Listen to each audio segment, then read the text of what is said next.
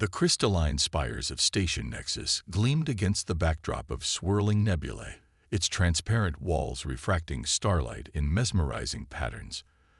Dr. Sarah Chen stood before the Galactic Assembly's High Council, her weathered hands steady despite the weight of humanity's future resting upon them. 5,000 representatives from across the galaxy watched from their elevated platforms, their bioluminescent forms creating a living aurora of color that would have been beautiful if not for the contempt radiating from their collective consciousness. "So," began High Chancellor Thrax, his quantum-shifted voice resonating through the chamber, "Earth claims to have achieved faster than light travel through meditation." The last word dripped with such disdain that several junior representatives actually flickered in amusement. Sarah maintained her composure, though her jaw tightened slightly. "Not meditation, Chancellor. Quantum consciousness integration. We've discovered that human consciousness, when properly synchronized and amplified, can directly manipulate quantum fields at a fundamental level." The chamber erupted in what Sarah's universal translator rendered as laughter, though it sounded more like crystal wind chimes in a hurricane. Thrax's crystalline form sparkled with mirth as he addressed his peers. "Listen to this primitive species. They think they can wish their way across the cosmos." Sarah had expected this reaction. In fact, she counted on it. While the assembly mocked Earth's approach, they remained blissfully unaware of what was happening in the Kuiper Belt, where humanity's first consciousness-powered vessel was preparing for its maiden voyage. "Tell us, Dr. Chen," Thrax continued, his tone dripping with false politeness, "how many dimensions can your consciousness perceive? Surely you've mastered at least basic 4th-dimensional engineering." His question triggered another wave of crystalline laughter. "We perceive what we need to perceive, Chancellor," Sarah replied carefully, knowing that Dr. Patel and her team back on Earth were counting on this very moment of dismissal. The Assembly's arrogance was their greatest weakness, and humanity's greatest advantage. The next hour passed in a blur of increasingly condescending questions and barely concealed ridicule. The Assembly's representatives competed to devise the most creative ways to mock Earth's approach to space travel. They found it particularly amusing that humans still relied on biological neural networks instead of quantum AI cores. What they didn't understand was that human consciousness was something their advanced sensors couldn't quantify. Their civilization had evolved so far into technological dependence that they'd lost touch with the organic quantum entanglement that existed in every living being. As Sarah left the chamber, her apparent failure complete, she allowed herself a small smile. In her pocket, a quantum-encrypted communicator vibrated once. The signal she'd been waiting for. Captain Maya Rodriguez and the UES Ascendant had successfully completed their first consciousness-powered jump in the Kuiper Belt, completely undetected by the Assembly's vast sensor networks. The real victory today wasn't in gaining the Assembly's approval. It was in confirming their blind spot.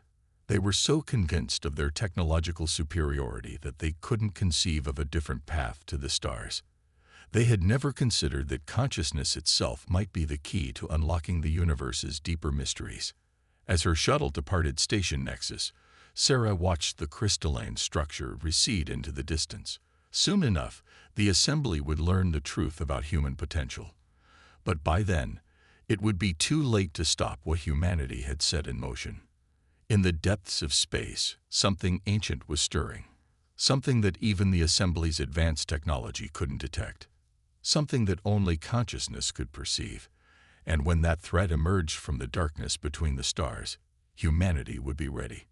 Because while the Assembly had spent millennia building bigger machines, humanity had been evolving something far more powerful. The ability to touch the quantum fabric of reality with their minds. Sarah thought back to the first breakthrough in Dr. Patel's lab, when they discovered that synchronized human consciousness could create stable quantum fields without any technology at all. The Assembly's laughter would fade soon enough. The question was, would they understand their mistake in time to survive what was coming? Deep within the Kuiper Belt, the UES Ascendant hung motionless against the star-speckled void. From the outside, it looked deceptively simple. A sleek, obsidian hull with subtle geometric patterns that seemed to shift when viewed from different angles. But its true complexity lay in what couldn't be seen. Captain Maya Rodriguez sat in the consciousness chamber, surrounded by 11 other crew members. Their chairs, arranged in a perfect circle, looked more like meditation pods than traditional command stations. Neural interfaces, far more sophisticated than anything the assembly had seen, connected their minds not to computers, but to each other and the quantum fabric of space itself. Neural synchronization at 98%, reported Dr. James Patel, his voice calm despite the historical significance of the moment. Quantum field is stable and responding to consciousness input. Maya closed her eyes, feeling the familiar sensation of her consciousness expanding beyond the confines of her physical form. Around her, she could sense her crew doing the same. 12 minds gradually becoming one, their combined awareness spreading through the quantum substrate of reality itself. Beginning stage 2 testing, she announced, her voice echoing slightly as it traversed multiple quantum states simultaneously. Dr. Chen's diversion at the assembly bought us the time we needed. Let's make it count. The Ascendant's consciousness core, a sphere of pure quantum energy sustained by their combined mental focus, began to pulse with possibilities. Through their shared awareness, the crew could perceive spatial dimensions that the assembly's most advanced sensors couldn't detect. The universe wasn't just the 4 dimensions of space-time. It was a complex tapestry of interconnected states, all accessible to the properly trained human mind. But as they prepared for their next test, something unexpected happened. Maya felt it first. A disturbance in the quantum field, like ripples in a pond, but spreading through dimensions instead of water. "Are you all sensing this?" she asked, knowing they were. In their joined state, every perception was shared. Dr. Patel's consciousness reached out, analyzing the disturbance. It's like nothing we've ever encountered. The quantum fluctuations are orders of magnitude beyond anything in our database. Through their expanded awareness, they could feel something vast moving through the deeper layers of reality. Something that existed in dimensions the assembly didn't even know about. Something old. Something hungry. "Full record mode," Maya ordered, though the command was almost unnecessary. Their joined consciousness was already documenting everything through quantum memory imprints. The assembly needs to see this. But even as she gave the order, she knew it wouldn't be enough. The assembly, for all their advanced technology, were still trapped in their limited understanding of reality. They couldn't perceive quantum states directly like the Ascendant's crew could. They would need proof they could understand. Initiating quantum field visualization, Dr. Patel announced. The ship's systems, guided by their combined consciousness, began translating what they were sensing into a format the assembly's technology could process. But even as they worked, the disturbance grew stronger. Through their expanded awareness, they could see tears forming in the quantum fabric of space, microscopic at first, but growing. And through those tears, something was looking back at them. Something that defied the assembly's laws of physics, but made perfect sense to human consciousness. "Send an encrypted quantum burst to Earth," Maya ordered. "Priority message for Dr. Chen.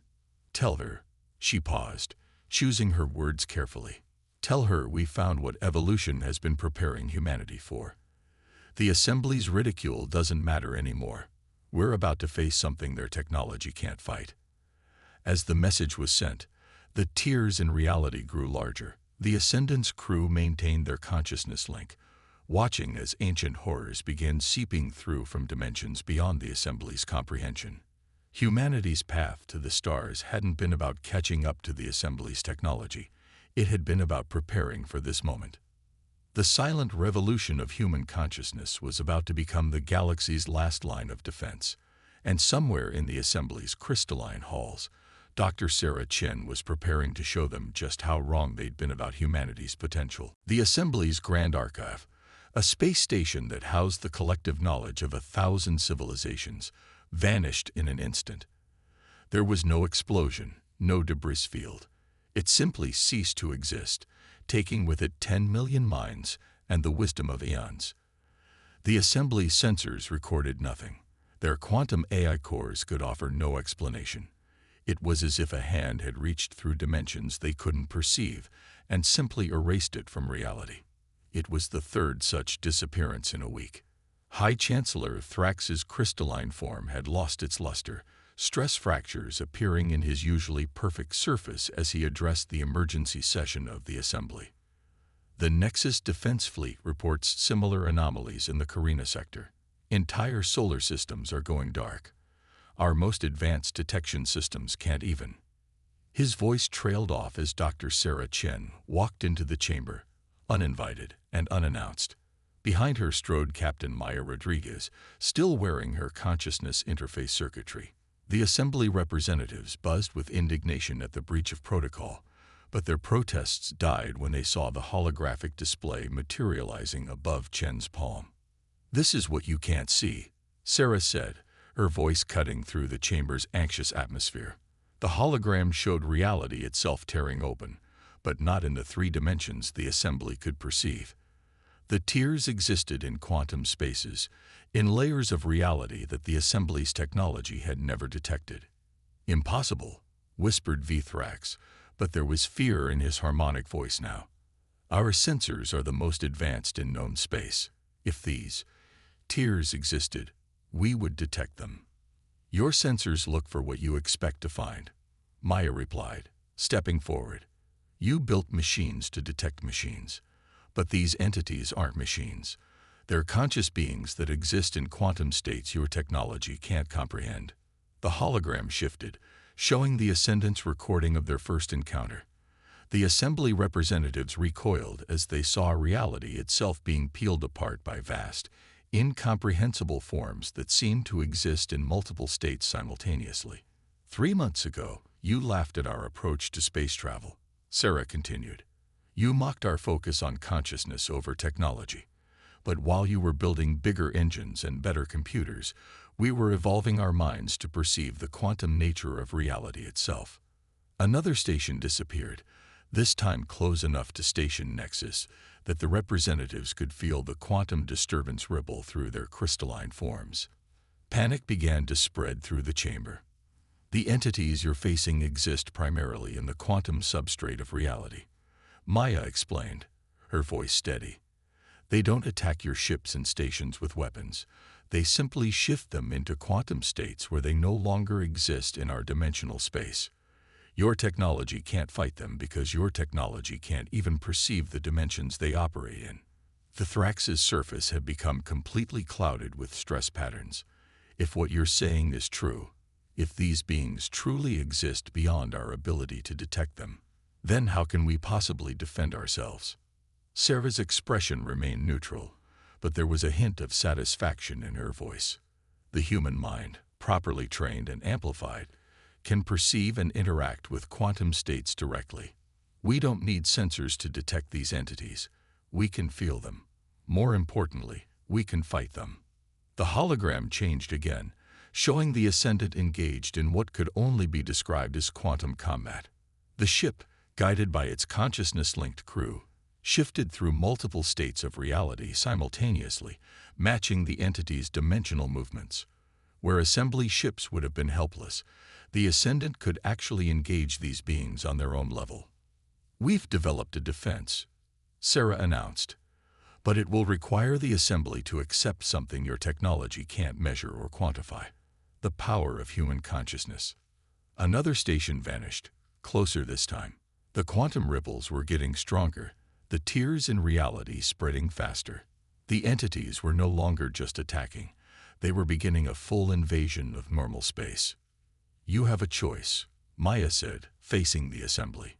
"You can cling to your technological superiority and watch your civilization be erased from existence, or you can accept that there are forces in this universe that can only be confronted by conscious minds working in harmony with technology, not just technology alone." Thrax looked at the disappearing stations on his display, then at the quantum tiers that only the humans could properly perceive. The assembly had spent millennia believing they were approaching the pinnacle of evolution. Now they faced the possibility that their path of pure technological advancement had led them to a dead end. "What do you propose?" he asked finally, his crystalline voice heavy with the weight of necessity. Sarah smiled, but there was no triumph in it, only grim determination. "We show you how to awaken the quantum consciousness that your species buried beneath centuries of technological dependence. Then we teach you to fight in ways your machines never could." The battle for existence itself was about to begin, and humanity's greatest weakness, their biological consciousness, was about to become the galaxy's greatest strength. The Rigel system burned, not with conventional fire, but with quantum distortions that made reality itself writhe in agony. A dozen assembly worlds hung in the balance as vast, dimension-shifting entities tore through their defensive lines like they didn't exist. In a way, they didn't. The assembly's most powerful weapons passed harmlessly through beings that existed primarily in quantum states their technology couldn't touch. But humanity had not been idle. The UES Ascendant led a fleet of 5 consciousness-powered vessels, each crewed by teams of quantum-synchronized humans. They approached the combat zone in perfect formation, their hulls rippling with patterns that reflected the quantum consciousness of their crews. Inside the Ascendant's consciousness chamber, Captain Maya Rodriguez and her crew reached a state of perfect neural synchronization. Through their combined awareness, they could see what the assembly sensors could not: the true nature of their enemy. The entities exist in a quantum superposition of multiple states, Dr. Paddle reported, his consciousness seamlessly integrated with the ship's quantum core. They're not just shifting between dimensions, they're existing in all of them simultaneously. "Then so will we," Maya responded, her consciousness expanding to encompass the quantum field around them. The other ships followed suit, their crews linking into a vast network of shared awareness that spanned the battlefield. The assembly representatives, watching from their supposedly safe distance, saw something that challenged their fundamental understanding of reality. The human ships began to exist in multiple states at once, their forms becoming indistinct as they matched the quantum nature of their opponents. The entities attacked first, reaching out with tendrils of distorted spacetime to erase the human vessels from existence. But unlike the assembly ships, the consciousness-powered fleet responded in kind. Where technology had failed, trained human minds succeeded, perceiving the quantum attack and shifting their ship's state to avoid it. "Now," Maya commanded, and the human fleet retaliated. They didn't fire conventional weapons. Instead, they projected focused beams of conscious energy, their combined will materializing as forces that could affect even beings of pure quantum potential. The entities recoiled, experiencing for the first time opposition that could reach them in their native state of existence. The battle that followed defied conventional physics. Ships appeared to be in multiple places at once, attacks seemed to happen before they were launched, and reality itself buckled under the strain of conscious minds wrestling with cosmic horrors in quantum space. Dr. Sarah Chen, observing from Station Nexus alongside High Chancellor Thrax, provided running commentary on what the assembly sensors couldn't properly record. "The human crews are forcing the entities to collapse into specific quantum states," she explained. "By exerting conscious will over the quantum field, they're limiting the entity's ability to exist in multiple dimensions simultaneously." Thrax watched in astonishment as the human ships performed maneuvers that his most advanced tactical computers insisted were impossible. They're not just fighting in quantum space, he realized. They're reshaping it. "Exactly," Sarah confirmed. "Your technology tries to impose order on quantum chaos. Human consciousness embraces the chaos and directs it. We don't fight the quantum nature of reality. We become part of it." The battle reached its crescendo as the entities, frustrated by their inability to simply erase the human ships, concentrated their attack on the Ascendant. The quantum distortions around the flagship became so intense that it seemed to exist in 1,000 different states at once. But Maya and her crew were ready. In perfect synchronization, they performed what Dr. Patel had dubbed a consciousness cascade. projecting their combined will through multiple quantum states simultaneously. The effect rippled through space-time like a stone thrown into a pond, forcing the entities to experience something they never had before: singular existence. Unable to maintain their multidimensional state, 3 of the entities collapsed into normal space. The moment they did, the assembly's conventional weapons finally found their targets. The combination of human consciousness and assembly technology proved devastating. The remaining entities retreated, pulling back through tiers in reality that began to seal themselves as the quantum field stabilized. The Rigel system was saved, but more importantly, the assembly had witnessed something that changed their understanding of evolution itself. "Your ships," Vithrax said to Sarah, his crystalline form still vibrating from the quantum disturbances. "They didn't just fight the entities. They communicated with the quantum fabric of space itself." Sarah nodded. "That's what we've been trying to tell you. Consciousness isn't just an emergent property of complex brains. It's a fundamental force of reality, as basic as gravity or electromagnetism. We didn't develop technology to master space. We evolved consciousness to become one with it." The assembly's perception of humanity would never be the same. They had witnessed what happened when biological consciousness was allowed to evolve alongside technology instead of being replaced by it. But this was just the beginning. The entities would return, and next time, they would be ready for humanity's quantum consciousness. The quantum tiers had spread across half the galaxy. Where once there were vibrant civilizations, now only emptiness remained. Entire solar systems shifted into dimensional states beyond normal space. The entities had learned from their defeat at Rigel, adapting their quantum states to become even more difficult to pin down. But humanity had been learning too. In the consciousness chamber of the UES Ascended, now joined by dozens of other ships from both human and assembly worlds, Captain Maya Rodriguez prepared her expanded crew for humanity's most ambitious effort yet. The chamber had been modified, its neural interfaces now accommodating non-human minds. Neural synchronization holding at 95%. Dr. Patil announced, his consciousness intertwined with both human and alien minds. Among the crew now sat crystalline assembly members, their technological dependence gradually giving way to awakened quantum awareness. "Remember," Maya broadcast through the quantum link, "we're not just fighting for survival anymore. We're fighting for evolution itself." The entities had gathered their forces for one final assault. A massive quantum wave that threatened to shift the entire galaxy into a state of dimensional flux. But this time, they faced something unprecedented. A truly unified consciousness that bridged the gap between organic minds and advanced technology. Dr. Sarah Chen, coordinating from a modified station nexus, monitored the quantum field fluctuations.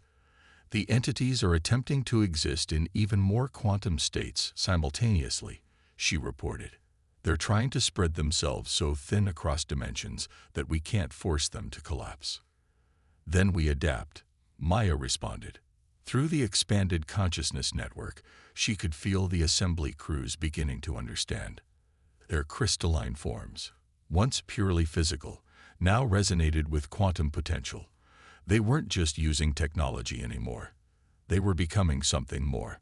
The battle began not with weapons fire or tactical maneuvers, but with a shift in consciousness itself. The combined fleet, guided by the merged awareness of multiple species, began to pulse with possibilities. Each ship existed not just in physical space, but in a spectrum of quantum states that even the entities had never explored. "They're trying to counter," Patil warned, sensing the entity's response. "They're attempting to force our consciousness back into singular states." But humanity had prepared for this. Drawing on generations of meditation techniques, quantum physics research, and their newly evolved capacity for multidimensional awareness, the human crews anchored the consciousness network. They became the bridge between technology and quantum reality, allowing their assembly allies to maintain their expanded state of awareness. The entities struck, their attack rippling through dimensions in ways that would have once erased entire civilizations. But instead of trying to avoid or counter the quantum assault, The unified fleet did something unexpected. They embraced it. Now, Maya commanded, and every consciousness in the network focused their will on a single purpose. They weren't trying to force the entities into normal space anymore. Instead, they reached out to touch the very thing that gave the entities their power, the quantum substrate of reality itself. Through their combined awareness, they could finally see what the entities truly were, not invaders from another dimension, but fragments of consciousness that had evolved in quantum space, unable to understand or interact with beings of fixed dimensionality. They weren't evil. They were lonely.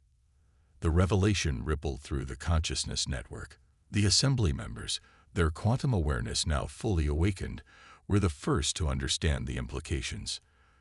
These entities weren't their enemy. They were their potential future, a glimpse of what consciousness could become when freed from the limitations of single-state existence. Sarah watched in awe as something unprecedented occurred.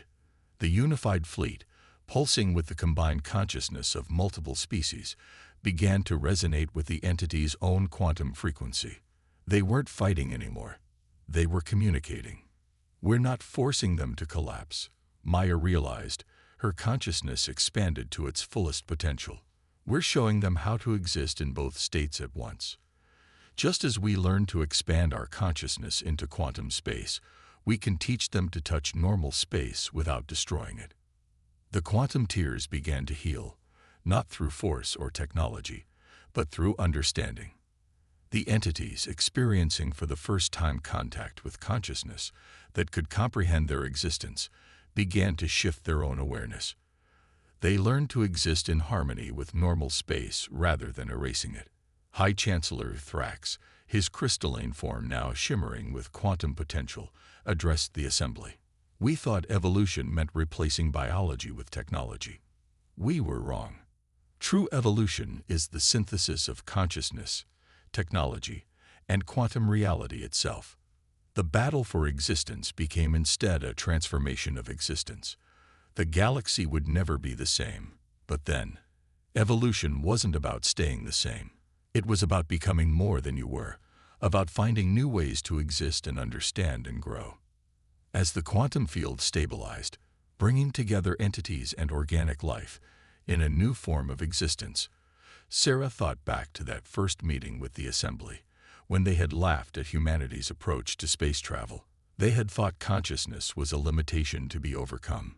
Instead, it had proven to be the key to the next stage of cosmic evolution.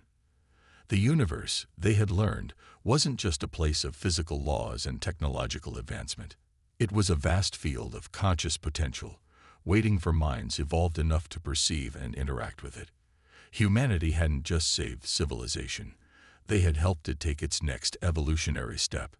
And in the quantum spaces between normal states of existence, new possibilities awakened, waiting to be explored by consciousnesses ready to evolve beyond their original limitations. The next chapter of existence had begun.